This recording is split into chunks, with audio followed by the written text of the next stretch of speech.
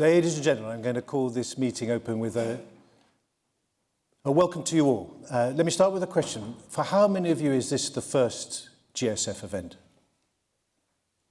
That is fantastic. You're very welcome. This was set up by my late father-in-law, Michael Lothian / Ankram, as a space for people to discuss geopolitics and strategy in relation to foreign policy and defence. It was even more relevant now than it was when he started, and I'm so pleased to see you here, as he would be. Could I ask of you, if you enjoy it, Jacqueline, where are you?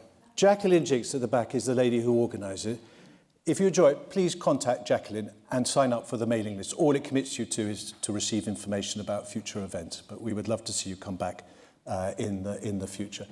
I'm so pleased to introduce our speaker today. Andrew Gilmour is a very old friend of mine. Our fathers served together as ministers in the Foreign Office of Lord Peter Carrington many years ago, when Britain arguably stood a bit taller in the world than we do today. Andrew's experience and lens on the subject of the day, how can we have a principled foreign policy in the era of Trump, is fascinating, because not least Andrew has spent 30 years of his life in an institution that very few of us understand, which is the UN. But an ecosystem that is in the eye of the storm, perhaps under threat in a way that it hasn't been before. And I think Andrew's insight and perspective on that will be fascinating. But having been Assistant Secretary General for human rights and serving as political director there, he's also run for 5 years the leading German foundation institution that deals with conflict issues around the world. And so I think that lens is absolutely fascinating for us. So Andrew's going to speak for about 20-25 minutes, and then we're going to open it up for questions. I feel the spirit of my father-in-law on my shoulder alerting you now that there will be a very hard stop at 2 o'clock. Okay? With that, please welcome Andrew Gilmour.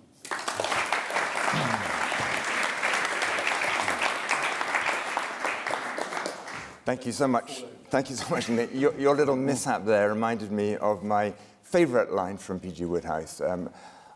I haven't been so relieved since that afternoon in West Africa when a charging rhino suddenly twisted his ankle and had to call the whole thing off. And anyway, but I had been nervous myself about that. Anyway, it's a huge honour to speak at this forum set up by your father-in-law and Claire's father, and delighted to be, it's not my first time in this forum. But just to get the semantics out of the way first, I briefly debated whether to use the word ethical, as Philip Hammond 2 weeks ago announced that I would be, or moral, or values, or whatever, or principled. And ethical has Robin Cook connotations, which then got undermined through obviously the Iraq War. Morality, well, moral. We had President Trump just a couple of weeks ago saying the only restraint on him, which is why he didn't need international law, was my own morality. So decided maybe not that one either. And in any case, what all of them would have had in common was that it would be a foreign policy that isn't just aimed at naked self-interest, national self-interest, rather that foreign policy should aspire to more than that, towards the world we want to live in, based, of course, on hard-headed, realistic assessment of our interests, but also grounded in a set of values, rights, and principles, and using all the powers at our disposal, hard and soft, while standing up for multilateralism, peace, law, and the environment. Now, 3 quotations often get waved about in arguments such as this, normally to portray anyone arguing for a common good as somehow naive idealists. And the first is Thucydides: the strong do what they can and the weak suffer what they must. But Thucydides was not presenting this as a model to be emulated, but rather to deplore the reckless, amoral arrogance of the Athenian Empire, which had led to its decline. And of course, we are seeing quite a lot of amoral arrogance these days. Number 2, Palmerston: we have no eternal allies, no perpetual enemies, only interests which it's our duty to follow. Nothing about principles in that. But that wasn't the whole picture. His even more famous quotation, civis Romana sum, was about using British power to protect any citizen against injustice and wrong. So hardly value 3. And number 3, Machiavelli, it's safer to be feared than loved, implying that only brute force and deception are effective, whereas wanting to be liked, or soft power, is useless in foreign policy. And this broadly seems the view of many, especially since our vaunted special relationship seems on the skids, who feel that in this current world of shameless illegality and aggression, that go it alone, self-interest, is the way we need to go too. And one can partly understand where that's coming from, given the current world environment. And with apologies for confirming Godwin's law, whereby sooner or later every debate brings in the Nazis, but at least Hitler and Goebbels were not so shameless that they didn't feel the need, before invading Poland, to concoct some stunt with SS officers dressed in Polish uniforms to attack a German radio station to allow Hitler to claim he was acting in self-defense. And the Brezhnev-era Soviets, even they claimed that they were invited to invade Afghanistan by a leader they hadn't yet quite imposed there. But for Trump's America, yes, he claimed Venezuela was about stopping cocaine, but it was very soon admitted that it's really being about taking its oil. As for Greenland, the US didn't even bother with any claim at all. No provocation, no staged border incident, no fake invitation. Trump just wants it, and he has a military, so he'll take it. A former German national security advisor, Christoph Heusgen, recounts his meeting with the first son-in-law, Jared Kushner, to whom he praised President Kennedy's very important role in the Berlin crisis. And the response from Kushner, "Stop, Christoph. We're not diplomats, we're businessmen. And in business, one day you're a friend, the next day you're an enemy. And that's how we conduct our foreign policy." In other words, total transactionalism. But not only that, there's also an ideological element that's actually worse than the corrupt transactional, which is the racism and the thrill of violent power so often on display, no less in foreign policy than on the streets of Minneapolis. The triumphalist rhetoric of the administration after Maduro's removal from Caracas was instructive. Stephen Miller, the ghoulish immigration extremist in the White House, declaring the new era of raw power imperialism had dawned in Washington. "We live in a world that is governed by strength, governed by force, governed by power. These are the iron laws of the world since the beginning of time." Trump also chimed in with his own references to iron laws. But they weren't the first people to use that term. It recurs in Mein Kampf, with the author's iron laws becoming the Nuremberg laws of 1935, prohibiting sex between Aryans and non-Aryans. Their word was Rassenschande, defilement of the blood. And the new Trump national security strategy has a different term for something pretty similar. Civilizational erasure, they call it, when white Christian countries admit too many fast-breeding immigrants. And there's a reason, beyond its repulsiveness, why we need to be concerned about civilizational erasure. This national security strategy, unlike all its predecessors, identifies ideological enemies in only one region of the world. Not China, not Russia, not the Middle East. It's Western Europe. You see, that opposes American democracy and freedom, and which is why, to quote from the US document, "Our goal should be to help Europe correct its current trajectory."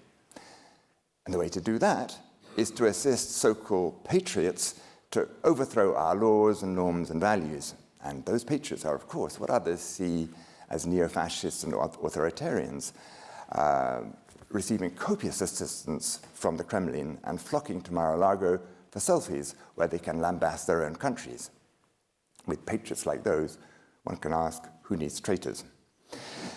Trump and his acolytes seem to believe that a war against immigrants, a war against science, against net zero, free trade, human rights, police restraint, dignity, decency, and tolerance, somehow undermining all these will contribute to America's hard global supremacy. But to ensure the durability of that supremacy, it needs to be replicated in Western Europe. And we have been pretty clearly warned. After Venezuela, after Greenland, after Davos, came the Pentagon's 2026 National Defense Strategy, signed by the ever-strutting Hegseth, mocking cloud castle abstractions like the rules-based international order in favor of America first. And lastly, we have what will surely go down as the supreme act of global megalomania in recorded history, attempting, as Trump's Board of Peace is intended to do, to replace the Charter, its institutions, its resolutions, the treaties, and everything else from the UN in favor of one monstrous ego. And we can talk more on this if needed. So how to confront this political, economic, military onslaught on European and British interests?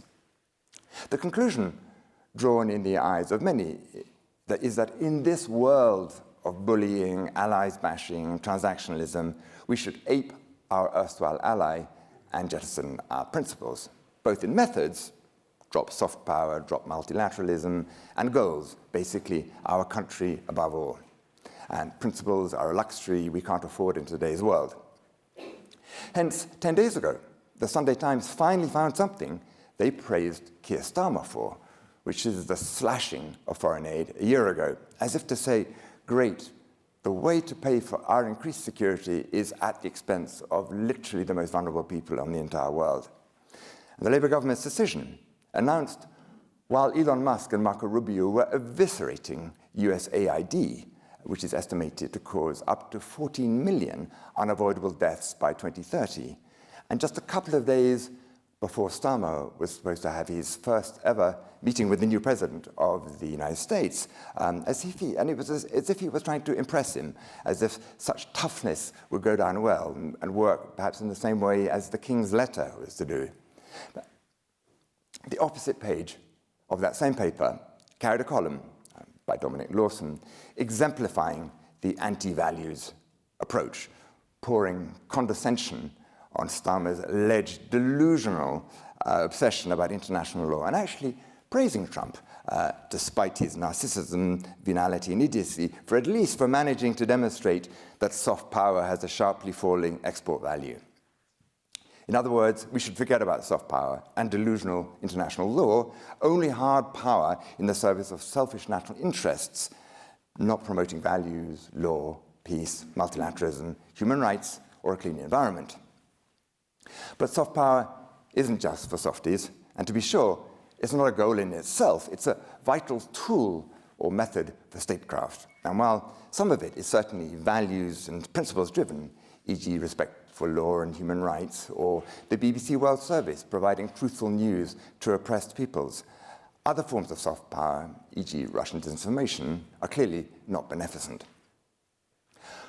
Of course, there's quite a difference between extreme realpolitik, one could call it a Hobbesian, Bismarckian, or Darwinian view, demanding that we take the world as it is and not as we want it, and talking about nature being read in tooth and claw, etc., between those, on the one hand, and they who they dismiss as woolly, sandal-toed idealists intoning Eleanor Roosevelt universal values and laws that constrain the powerful from dominating or destroying the less powerful.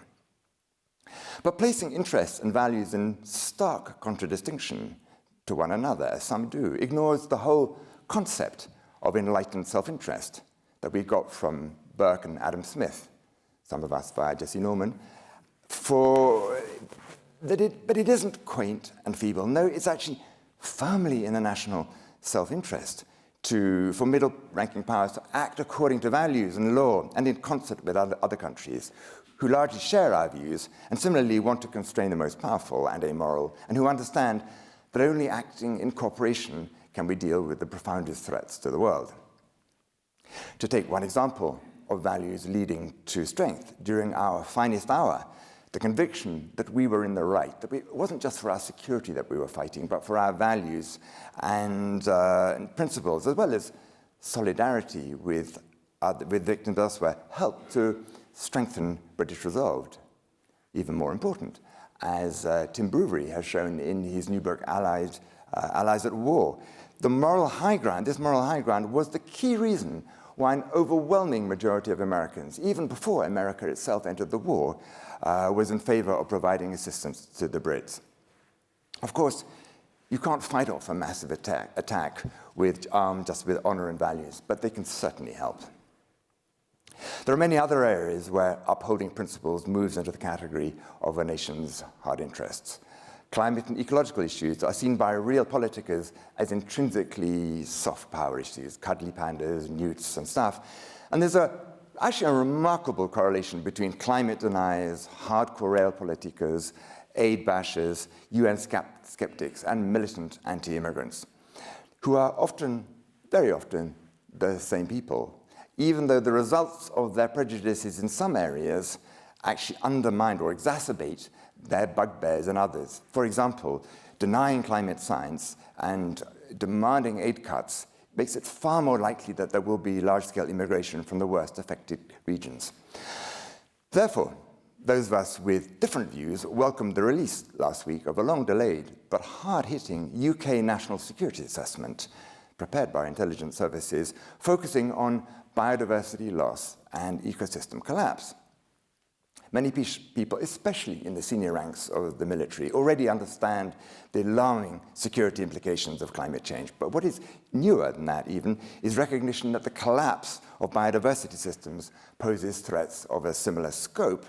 Thus, the new security assessment concludes that crop failures, disasters, and pandemics will all intensify, resulting in geopolitical instability, economic insecurity, conflict, migration, and increased interstate competition for resources. So soft power and cooperation are needed, but very much to handle some of the hardest core issues. Last May, the Attorney General, Lord Hurd, gave a notable speech in which he dismissed two contrasting positions on foreign policy, the legal romantic idealists on one hand and the proponents of pseudo-realism on the other, arguing that British leadership to strengthen the international rules-based system was both right and the only realistic choice. A bit provocatively, Hurd compared the thinking on the British right with the Nazi jurist Carl Schmitt, whose central thesis was in essence the frankly Trumpian view that state power is all that counts, not law. That aside, Hurd's views, even if he wasn't Attorney General, are worth looking at because they lay out a strong government case for why we must reject the siren song of right-wing politicians and media that Britain should abandon the constraints of international law in favor of raw power, with every dispute settled by the force of the strong. For me, the problem with the Attorney General has little to do, his speech has little to do with his arguments. Rather, it lies in the fact that the government in which he serves, despite being headed by a former human rights lawyer, seems to have a pretty ambivalent approach to human rights laws and principles. To illustrate how this is seen by some, the slightly arch response I got for today's invitation from one leading international human rights lawyer was that a more searching question than the one I have asked myself is it possible to have a principled foreign policy in the era of Starmer? Because it's not clear to me whether politicians on either side of the House have taken on board the extent of the damage that's been done to Britain's standing in the world by, on the one hand, calling out Russia's invasion of Ukraine and the indisputable war crimes there, rightly also supporting all sorts of escalating sanctions, while, on the other, being muted on Gaza, resisting all sanctions, and continuing to provide vital components and aerial intelligence for use by the Israeli military throughout the two-year war. It's not just about our reputation for fairness. It almost certainly damages our ability to pursue future national interests in other parts of the world. There are two recent speeches I'd like to briefly mention. The first is the one given 2 weeks ago in this room by Simon MacDonald, an irritatingly tough act to follow. It coincided with Greenland Davos, and Simon described himself as having a realpolitik perspective on the matter, and he wasn't kidding. Since Trump was probably going to take it anyway, and since the US invasion of that island will mean the end of NATO, then his advice to the Danes is, "Oh, Danes, you should give it up and get the best deal you can now." And he paraphrased Bismarck, saying, "Greenland is not worth the bones of a single British soldier." That's a fair point, of course, but it is slightly redolent of the sentiment that Greenland is a faraway land of which one knows nothing. And I do wonder, for the UK to be remotely respected on the world stage, if it can just ignore the most fundamental precept of the entire UN Charter, especially given our disproportionately beneficial or benefit from having permanent membership of the Security Council, which is the part about the inadmissibility of the acquisition of territory by force. Should we really signal to the world that we no longer regard that principle as worth even a token fight? I believe not least as having even a token European force present would turn Trump's operation into more of an obvious invasion, hopefully bloodless, that would undoubtedly create serious problems amongst Republicans in Congress and beyond. In answer to a question about Trump's relationship to Russia, Simon offered a good joke in deadpan delivery. As a former British ambassador, he replied, I would never publicly suggest that the US president is a Russian agent. But one does have to ask how his behavior would be different if he were. And indeed, I can't be alone in struggling every day to figure this out. Trump's gobsmacking behavior seems to be so obviously the Exhibit A example of how pursuing a transactional, unprincipled, aggressive policy is counterproductive, in that it weakens Western and American power, thereby serving Chinese and Russian interests. Because brutish foreign policy isn't clever realpolitik, it's spectacularly own-goalish in every sphere, economically by insisting on coal and oil, allowing China to increase its vast lead in the modes of a 21st century economy, politically pulling out of UN bodies and upsetting every single one of its allies. China can't believe its luck, and morally acting in such an illegal way that allowing China to show that, by contrast, it actually believes in international law, and allowing Russia to claim that when it invades a country, well, so is the United States. And the other speech I want to refer to is Mark Carney's gratifying defiance to the schoolyard bully, and much has been written about that and the fiction he described. But I want to highlight just one passage. We knew that international law was applied with varying rigor depending on the identity of the accused or the victim. Now, the honesty of a Western leader admitting, even in a very sort of gentle way, has received much comment, because most of the world, if asked about the West's respect for our own rules-based order, which we keep harping on about, would probably have echoed Gandhi's famous response to the journalist in 1301, what he thought about Western civilization. I think it would be a good idea. Future historians, I'm convinced, will date the collapse of the rules-based order not from Venezuela or the threat to Greenland, but Gaza, where almost the entire Western world was not only standing by when war crimes were being systematically committed over a 2-year period, but actively providing support for them. Because this is exactly what Carney was hinting at when he said we've applied international law depending on who's the perpetrator and who the victim.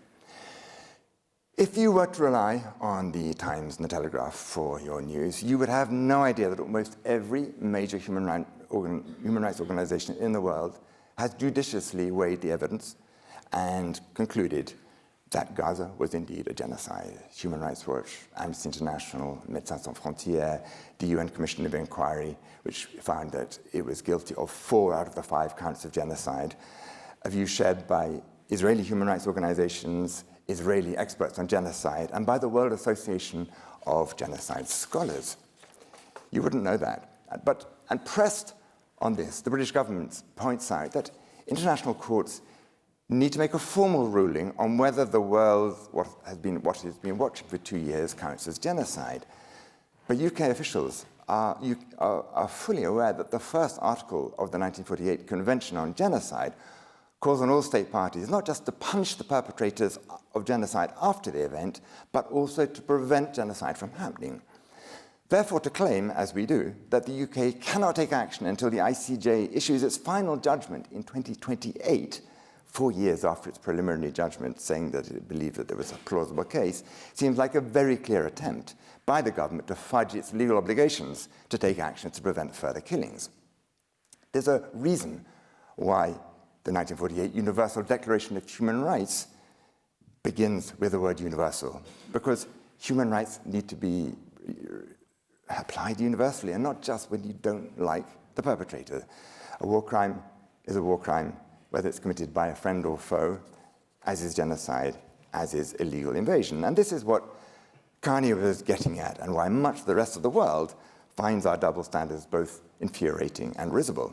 And it's why I consider it important that quite recently, last summer, a standing committee on atrocity crimes was launched here last July, an initiative aimed at strengthening the UN's leadership to predict, prevent, and respond to genocide and to atrocities. And it's needed because without some impartial mechanism which would make ministers less afraid to call out powerful perpetrators on their own, there will always be attempts to politicize the government's response to atrocity crimes, undermining our credibility. The ideal would be to approach an approach followed by a number of European countries, including Ireland, Norway, and Spain, whose leadership has shown the courage to do what it knows is right. In London last September, Spanish Prime Minister Sanchez decried the West's double standards over Ukraine and Gaza, terming the latter one of the darkest episodes of international relations in the 21st century, and adding that such double standards are unsustainable if we want to increase our credibility when it comes to other crises such as Ukraine. In 1957, President Eisenhower, a staunch Republican, appalled by our Suez escapade and by Israel's reluctance to pull its forces from the newly occupied Gaza and Sinai, asked, should a nation which attacks and occupies foreign territory in the face of UN disapproval be allowed to impose conditions on its own withdrawal? And he went on, if we agree, then I fear we will have turned back the clock of international order. He urged against selectivity and against might is right. He emphasized rule of law and told his allies and their friends in Congress and the media what they didn't want to hear. It was a time when many people looked up to America, not just because its aircrafts and its nuclear missiles were bigger, but despite some monumental inconsistencies, because it was seen to uphold respect for law, freedom, and democracy. People believed JFK when he declaimed those pay any price lines at his inaugural speech. Conversely, America's abandonment today of many of its soft power advantages, principally its moral standing, is going to be deeply damaging to its long-term leverage. A few days ago, Martin Wolf in the FT parodied JFK's uplifting words to depict the current US presidential worldview.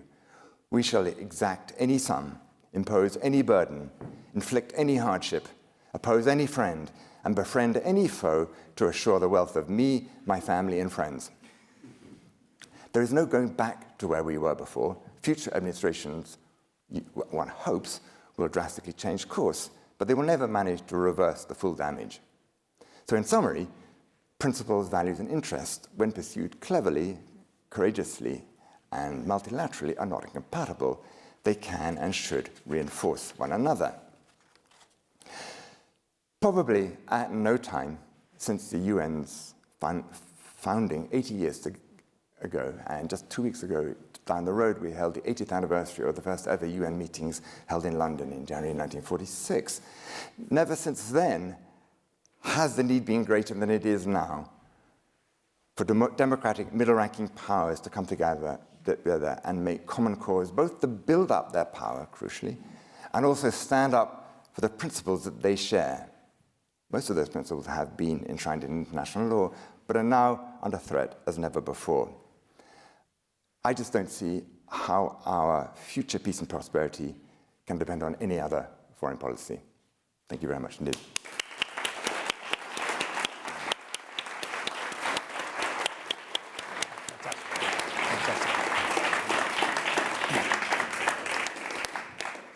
I'm going to change the script.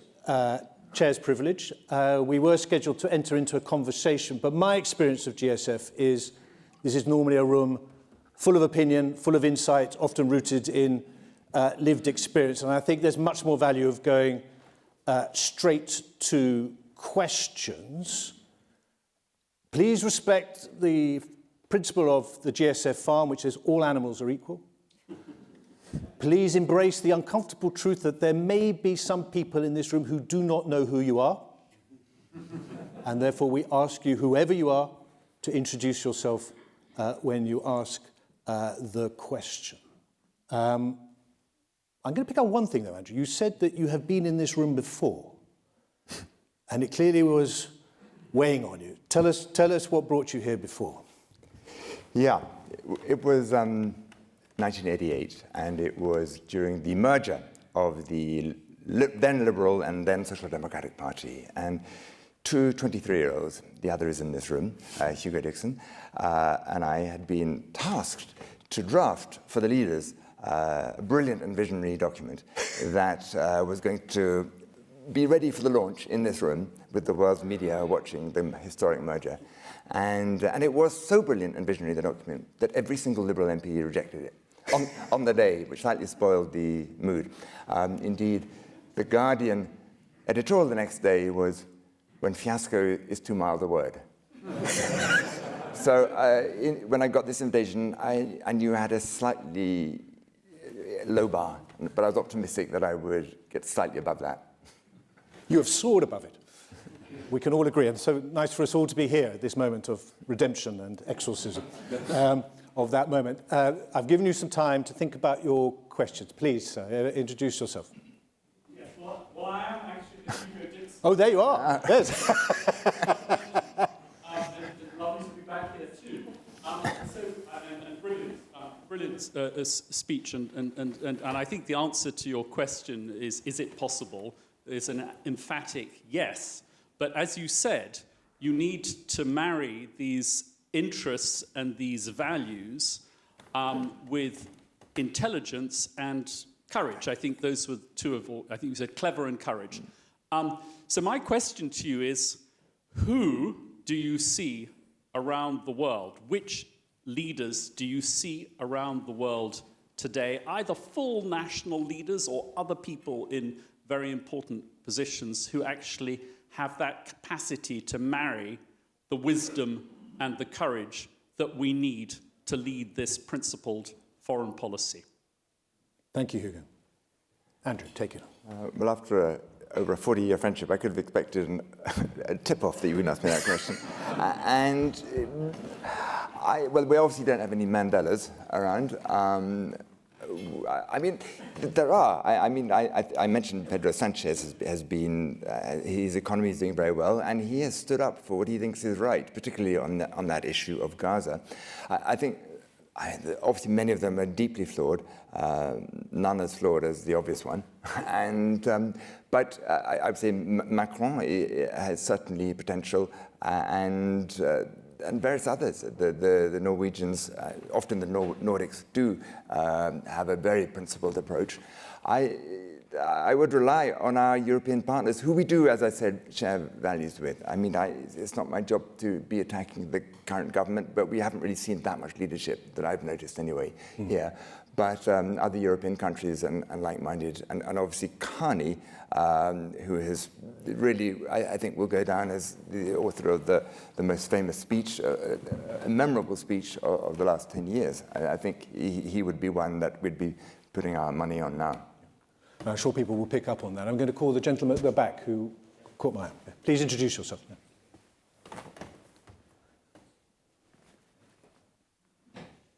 Thank you for your amazing speech. Thank you to this lady, always kind. My name is Human. I'm a PhD researcher on financial crime. I focus on Russia, China, and Iran. Considering Russia's use of former USSR states like Azerbaijan, Kazakhstan, Uzbekistan to evade sanctions, how does the transactional America first approach of the Trump era complicate UK and EU strategies to counter these financial crimes and security concerns? Thank you. Comfortable with that? No. You can bat it off. Do you hear it? Yeah. Yeah. Do you want to summarise it again, in your words? Yes. So Russia is using the countries like Uzbekistan, Azerbaijan to evade the sanctions. Yeah. And how does the transactional America first approach of Trump will complicate the UK or EU strategies to stop the sanction evasion? Sorry. Sanction evasion. I think it helps. Thank you. Thank you, Sam. It helps them very much. I mean, because by removing any pretense that one has a morality, you take away the the threat of sanctions, and particularly if you then invade countries as well, or threaten to invade countries in the same way as Putin has done, which is why he's being sanctioned in the first place, I think it undermines our whole approach. And that is why Gaza did it in a different way, but Trump, in a new system of transactionalism, has added a whole new dimension to that. Yes, the lady in the middle, please. Please raise your hand if you want to catch my eye. Thank you. Yeah. Thank you, Andrew. My name is Sanam Naragandalini.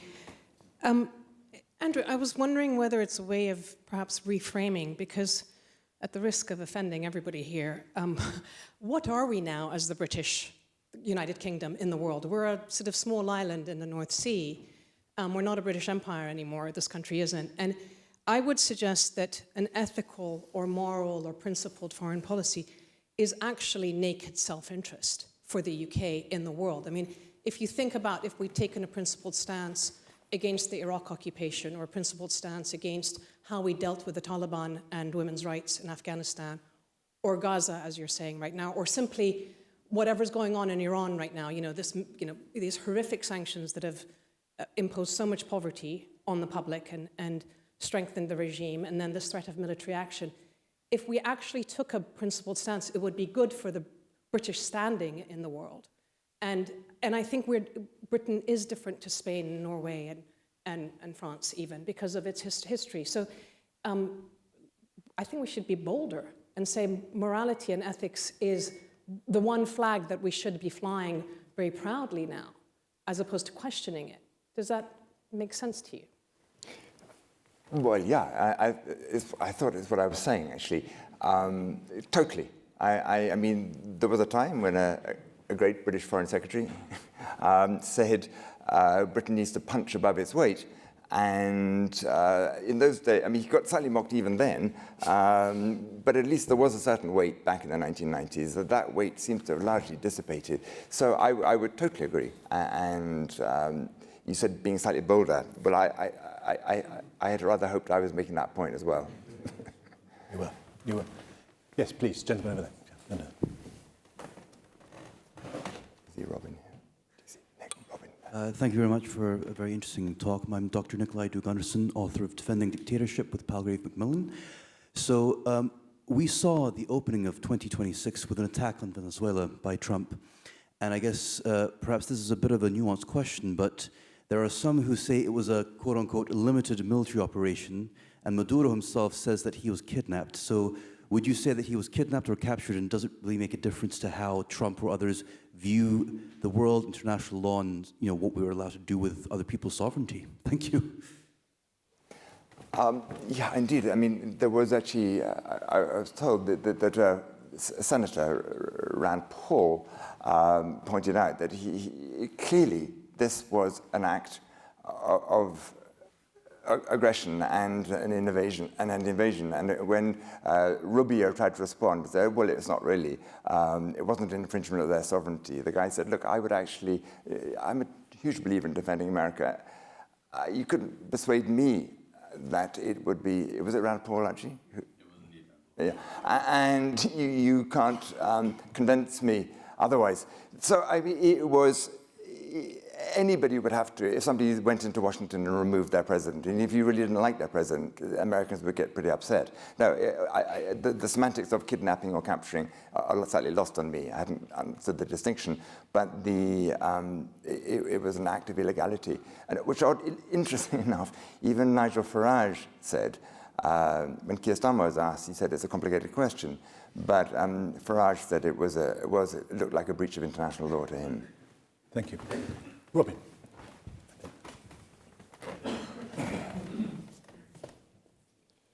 Thank you, Jacqueline. Robin Niblett, Distinguished Fellow at Chatham House. Andrew, fantastic speech, and great to have somebody like you calling it out right now. So I think, speak for myself at the very least, I appreciate it very much. A lot of people aren't speaking out these days. Key question for me, middle-sized powers, middle-ranking, smaller, can be divided and ruled, and that's what big powers tend to do. So this is a moment where the risk is we will be divided and ruled. So we need international institutions around which to gather that maybe carry international law through which we can operate it. Given your experience at the UN, I'd love to hear your thoughts. Are there structures out there within which the middle-ranking powers can gather? It might be regional, but at the UN level, is the UN capable of stepping up to this moment? It was kind of built up under the umbrella of the United States. If the United States steps away, what are we left with, China and Russia leading the UN? Where would you say the institutional structure is there for middle-sized powers to be able to punch their way together? Right. The UN right now, I would say probably not. It is going through obviously an election of a new Secretary General this year, and it's not just the personality is changed, but it will, I think, open, when combined with what Trump's doing, people are going to look at it again and decide. Now, I am the Board of Peace, which I mentioned. It is a quite astonishing idea. Last November, it was set up, it was approved by the UN Security Council to deal on one topic, Gaza. 2 months later, basically nothing happened that we know of. It suddenly got reinvented with no reference to Gaza, no reference to the Security Council resolution that has set it up, no reference even to the UN, except rather slighting reference to failed institutions. And as I said earlier, it just, every single decision, every single member, every single representative of every member, every committee, every financial implication, every single aspect of it is to be decided by one man, even when he's no longer President of the United States. And it is, and about that point you can be almost certain he will do what he petulantly did to Mark Carney and say, well, you can't join my gang anyway, because Carney didn't even want to join it. But he sent him a Truth Social message saying, you can't join us. And and almost certainly the next president of the United States will offend him somehow, so he wouldn't get elected to it anyway. It's an absurdity. I'm a little bit scared that Britain, having stood out for it, will succumb somehow and embarrassingly join it. It was, because it's a pretty rum group of people. I mean, some of his golfing buddies and his real estate guys and his son-in-law, and two invitees sadly couldn't attend the launch in Davos because the Swiss government had announced that its police would be obliged to arrest them the minute they set foot on Swiss, talking about Putin and Netanyahu. So with composition like that, I actually think, and I said this recently, it's a bit like Brexit, in the sense that some people elsewhere on the continent who were anti the EU, when they looked at what we had done with Brexit, suddenly, actually, maybe the EU is not so bad after all. I have a feeling that might apply to the UN.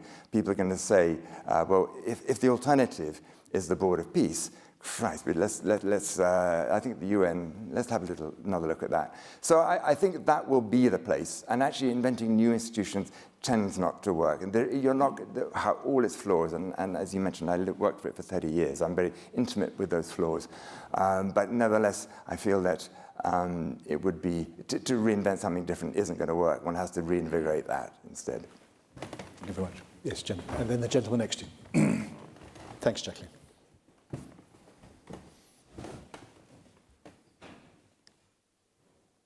Andrew. Jamie Lyon from the Foreign Office. Andrew, thanks very much indeed. You've set out the case for why a principled foreign policy matters, and particularly with relation to Gaza.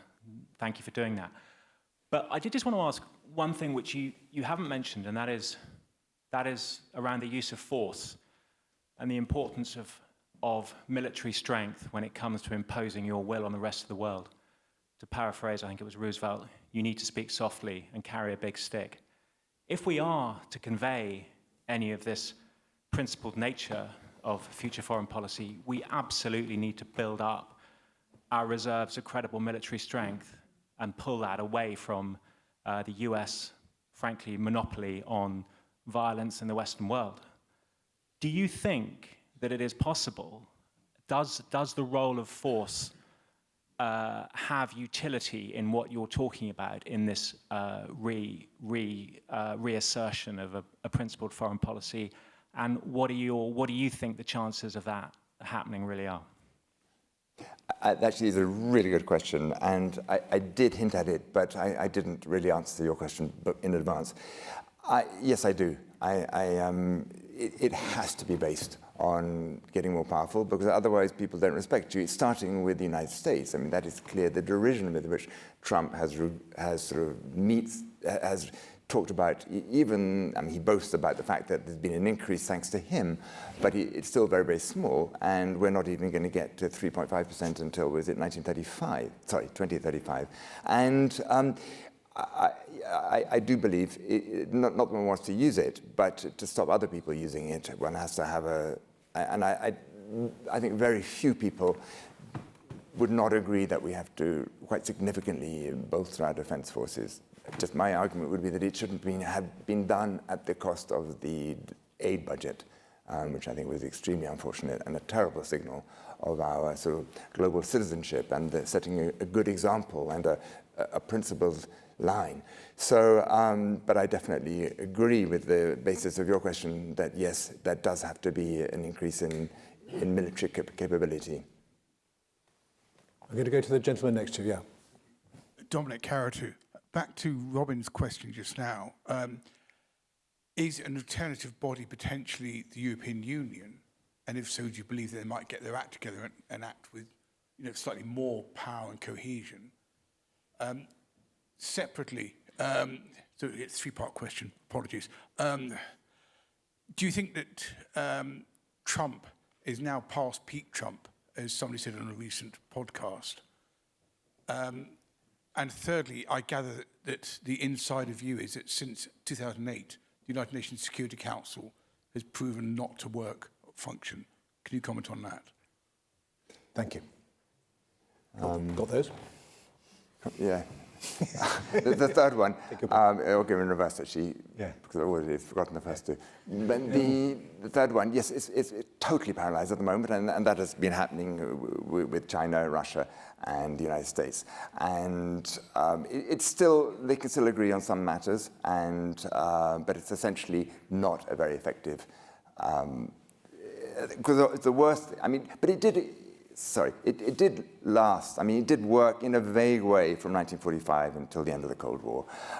Not in anything like the way that the founders intended, or it subsequently worked for the next 20 years after that.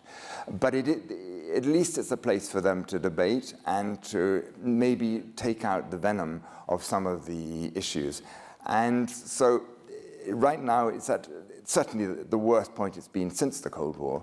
But that has to be reformed, but it isn't going to be. So the Security Council is not going to be the way the UN. There will be things, in answer to Robin's question, it will be within the UN, but not necessarily the Security Council.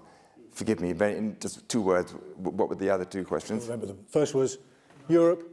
How does EU respond in a world that's increasingly looking like a G2? And then the second question was, are we at peak Trump? And maybe in a year's time, will we be talking about a very different American mindset? Well, peak Trump, I've been thinking we're at peak Trump for the last 6 years, and always get it wrong. I mean, particularly whether the dementia, we're talking about peak intellectual acumen, or whether we're talking downhill, there's always, I suppose, that hope. And but yeah, I mean, the midterm elections, if he allows them to happen, I think it is clearly, I mean, and I felt this since he got back, since his actual campaign, that there are strong chances that he will somehow prevent them happening or rig them in his way. So that I mean, and Americans who I know are deeply concerned that this is going to happen. And the EU, well, the EU hopefully will work with us, but that depends on us as well. But it can only really, I think, be a major force if it deals with its Hungary problem, and which isn't just Hungary. So if it changes its rules just in a way that allows it to make decisions that Hungary isn't able to veto, and people who are clearly much more interested in serving Trump and Putin than they are the Europeans, then without that, they're going to be held back. Yes, sir. We've got nine minutes, so if you want a question, assert yourself.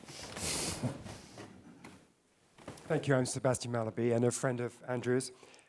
You made a passing reference, a light-hearted reference, to the open-toed sandal brigade, I think.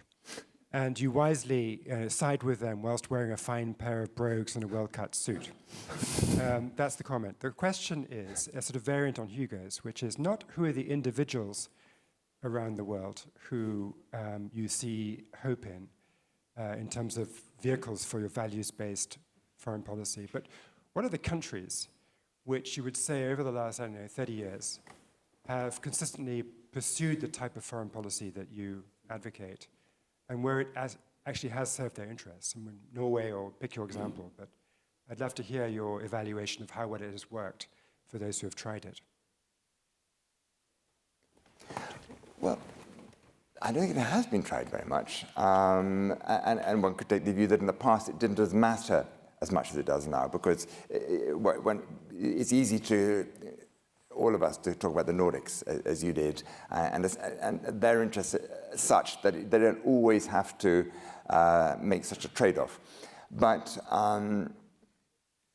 no country has systematically followed it. We can safely say that. But equally, no country has done that well. So I don't think that's an argument for why they shouldn't try it. But what I do think is the case, though, as I said, it's never been more important to try it than it is now. But that would be my view. Thank you. Jackie. I'm John Everard, I'm a former diplomat. Andrew, do you think that by the end of the Trump presidency, the United Nations will still exist? Yes, I do, because even if the United States sends it out of its country, out of New York, which, by the way, quite interestingly, Trump is not as anti-UN as he is NATO or the European Union. The European Union is particularly what he is. He doesn't seem to be gunning for the UN in the same way. Rubio has just pulled out of 31 UN organizations, such as the small office to protect children in conflict and things like that, and they're withholding aids. But yes, it will exist, and it will always exist, because it sounds facile, but if it didn't exist, you would have to invent it. I mean, there has to be a forum where member states can talk to each other. So even if the most powerful member state pulls out or does everything possible to weaken it, I don't believe it's going to be abolished. That's for sure. Thank you very much. Gentleman in the front row. And then Madeline. Yeah. Robin Cook, Donald Anderson, House of Lords. Robin Cook never said that he would pursue a moral foreign policy, far more nuanced.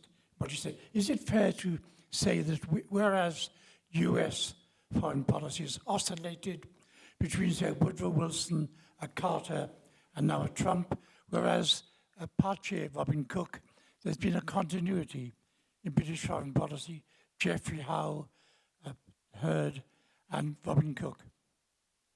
Jackie, could we take Madeline as well? I'm conscious of time, and then you can synthesize.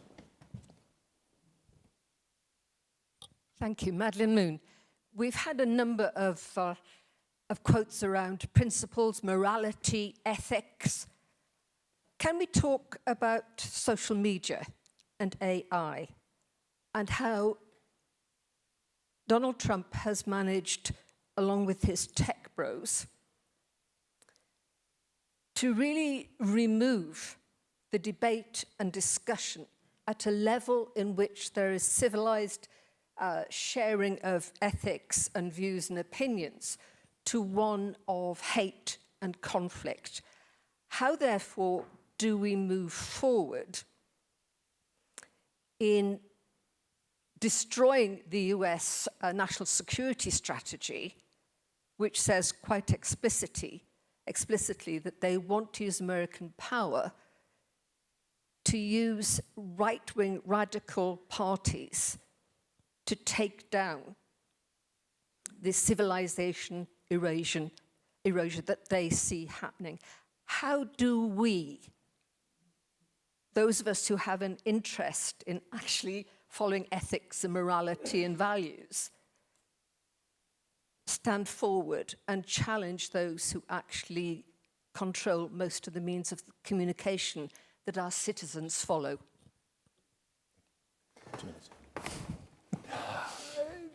These are huge issues, both with AI and social media, and the tech brothers who are so behind Trump, and in the case of Musk in particular, is so interested in undermining our values, and whether it's with his Nazi salutes or whether it's with his open support for the AfD and other far right-wing movements, they are trying to do that.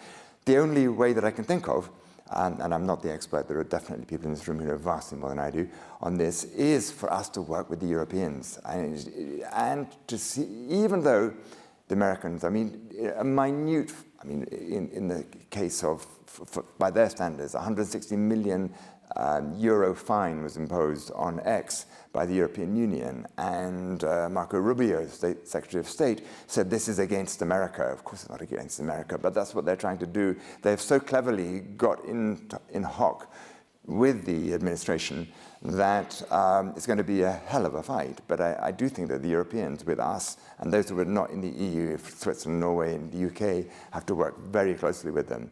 And that is the only to come up with regulation. I mean, in the field that I came from, promoting human rights around the world, it was clear that Facebook contributed to the major ethnic killings in Myanmar a few years ago, and by allowing unadulterated hate speech without any problem at all. And so we have got to do more to bring that about. And if it's not through persuasion, which unfortunately is not possible with the tech brothers, it's going to have to be through regulation. I told very quickly, I know I would have talked a little bit more about Robin Cook. And actually what he said, he tried to row back a little bit, rather than saying ethical foreign policy, but an ethical dimension to foreign policy. So it wasn't as if, and I fully get that. It was and I wish we could, but then unfortunately, then the Iraq War happened, so people said, how ethical was that? He'd left by then, of course.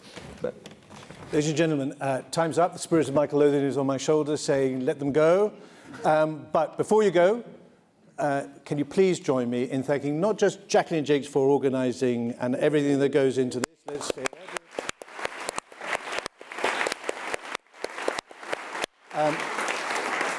And if you want to come to future events, please talk to Jacqueline. But please join me in thanking Andrew, who's met all the criteria for a successful lecture at GSF. He's held nothing back. He has pulled no punches.